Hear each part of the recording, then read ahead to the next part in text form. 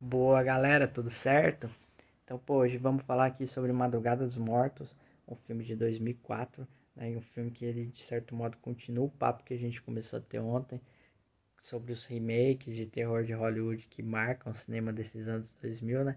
Só que hoje vamos levar esse papo para um lado um pouco diferente, né? Porque se ontem falamos de Ringu, que é a versão oriental de Chamado, né, para exemplificar as versões que Hollywood estava criando de filmes de terror de outros países, hoje com Madrugada dos Mortos, que é justamente, né, uma nova versão de um filme de zumbi lá de 78 do Romero, né, O Despertar dos Mortos.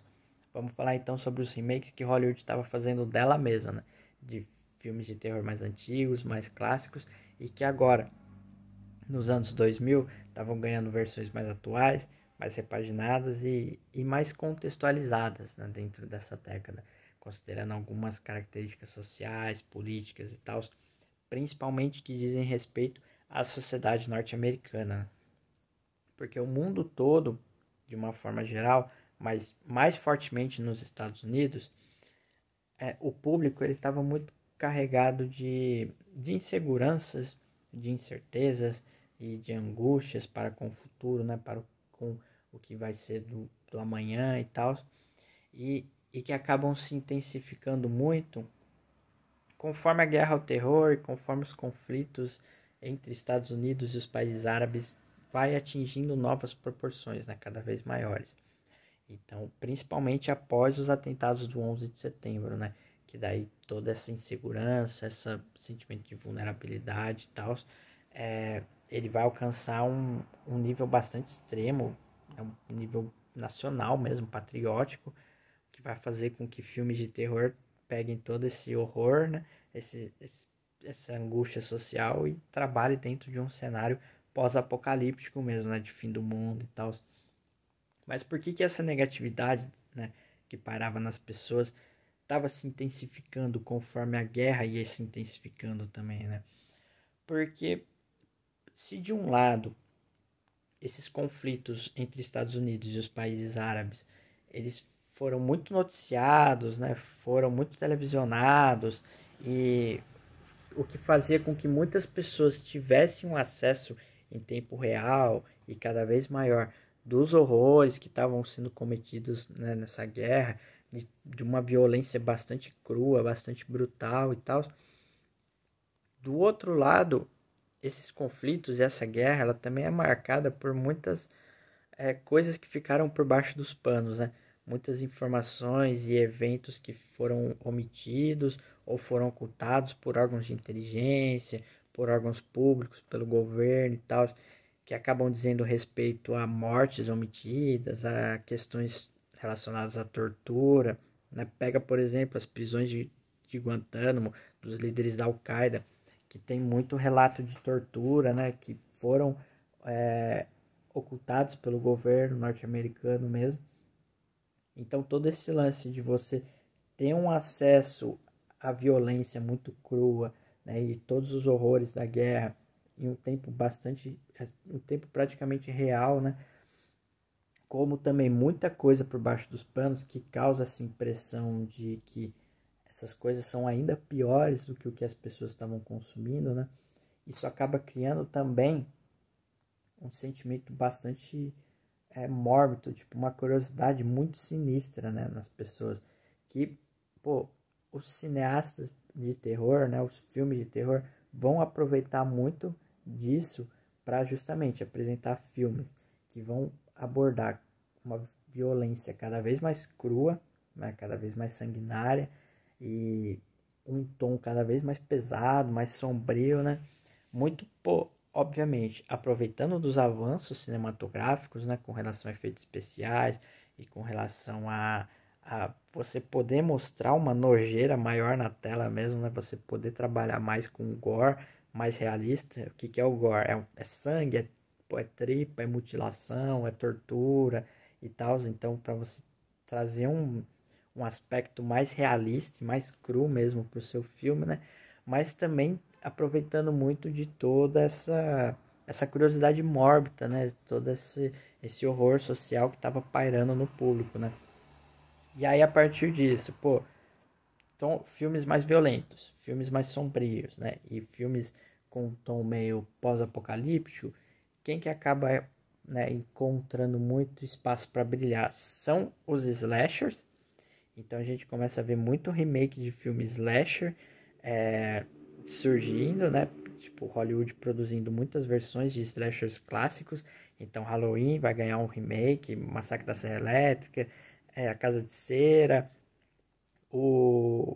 A Hora do Pesadelo, Sexta-feira 13, todos eles vão ter remakes agora nesse começo dos anos 2000.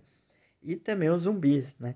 E aí, dentro disso, eu acho que é legal falar de Madrugada dos Mortos aqui, porque Madrugada dos Mortos eu acho que não só compila muitas das coisas que a gente já falou aqui, né, do lance pós-apocalíptico, de ser violento, de ser sombrio e tal, como também ele funciona bem como uma adaptação do filme de 78, ao mesmo tempo que ele traz características muito singulares e que ajudam a catapultar principalmente as figuras dos zumbis ainda mais fortes dentro da cultura pop, né?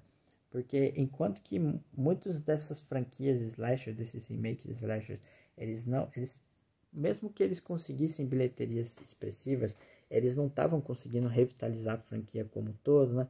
Vem Madrugada dos Mortos e justamente apresenta um aspecto novo que diferencia do filme de 78, né? No que diz respeito aos zumbis, que são esses zumbis mais atléticos, né? Não são zumbis tipo devagarzão. São zumbis, zumbis brutal, zumbi virado no Red Bull mesmo, zumbi que pula, zumbi que briga, zumbi porradeiro, sabe? Zumbi que corre pra caramba. Então que aumenta muito mais a tensão, aumenta muito mais o horror e aumenta muito mais também a brutalidade, né? Tipo, o poder a capacidade que eles têm de serem mais viscerais e de serem mais brutais mesmo, né? Não é uma parada que nasce com, né, Madrugada dos Mortos, esse lance dos zumbis rápidos e mais fortes. Se a gente pega o próprio Extermínio, que é um filme que vai apresentar esse tipo de zumbi também, meio que um canibal inconsciente, né? Ele vem um pouquinho antes de Madrugada dos Mortos, mas Madrugada dos Mortos, ele acaba conseguindo uma bilheteria de mais de 100 milhões, então ele acaba sendo um sucesso de bilheteria também. E a partir de Madrugada dos Mortos, né, não só os zumbis eles se tornam mais consolidados na cultura pop como um todo, mas também Madrugada dos Mortos mostra que os zumbis eles não precisam ser apenas rentáveis, né? O que isso quer dizer? Tipo, para você fazer um filme de zumbi, você pode gastar pouco, você pode fazer um filme de zumbi com baixo orçamento, que você vai ter um retorno legal, né? Mas eles podem ser também lucrativos, então eles podem render boas bilheterias. E a partir disso, a gente vê com que, né, grandes estúdios, grandes realizadores comecem a ter um outro olhar para o cinema de zumbi, né, de uma forma geral. Então a gente começa a ver surgirem filmes de zumbi com orçamentos maiores, com efeitos especiais mais bem trabalhados e principalmente com nomes famosos, né, no elenco e tal. Então dá para ver Zumbilândia, que vai trazer Emma Stone, vai trazer o Woody Harrelson, Jesse Eisenberg e tal. Dá pra pegar também aquele Eu Sou a Lenda com o Smith, o Guerra Mundial Z com Brad Pitt, né? Sem dizer também, pô, Walking Dead, que é uma das maiores séries da atualidade, né? E que acaba surfando muito na onda da popularidade que os zumbis acabam tendo pós, né, Madrugada dos Mortos e pós esse comecinho dos anos 2000, né? E claro que todo esse lance de um cinema mais brutal, um cinema mais violento, um cinema mais sanguinário, ele se intensifica muito nos Estados Unidos, né, em Hollywood, mas ele não fica restrito em Hollywood. Ele vai acabar respingando também no cinema de alguns outros países. Tanto que amanhã a gente vai lá para a França, vamos falar sobre um movimentozinho de cinema francês lá, bastante brutal, bastante violento também, mas que é importante de se pontuar dentro do nosso papo aqui, mas que é uma conversa para a gente ter amanhã, né? Mas diz aí se você já assistiu Madrugada dos Mortos, esse de 2004, ele tá lá na Amazon Prime, se você ainda não assistiu, tiver esse streaming, quiser ir lá assistir e voltar aqui depois para deixar a tua opinião, para falar o que você achou, fica à vontade. Quiser falar também se você já assistiu Despertar dos Mortos de 78, né? O que você acha desse filme também, quiser dar a tua opinião, fica mais que à vontade para deixar um comentário aí. Quiser deixar mesmo alguma dica, alguma indicação de algum remake, né, desses remakes sombrios dos anos 2000 que você curta, quiser deixar aí nos comentários falando, fica mais que à vontade também. Obrigadão pela atenção hoje e fica ligado aí que amanhã então a gente continua nosso papo, hein? Valeu!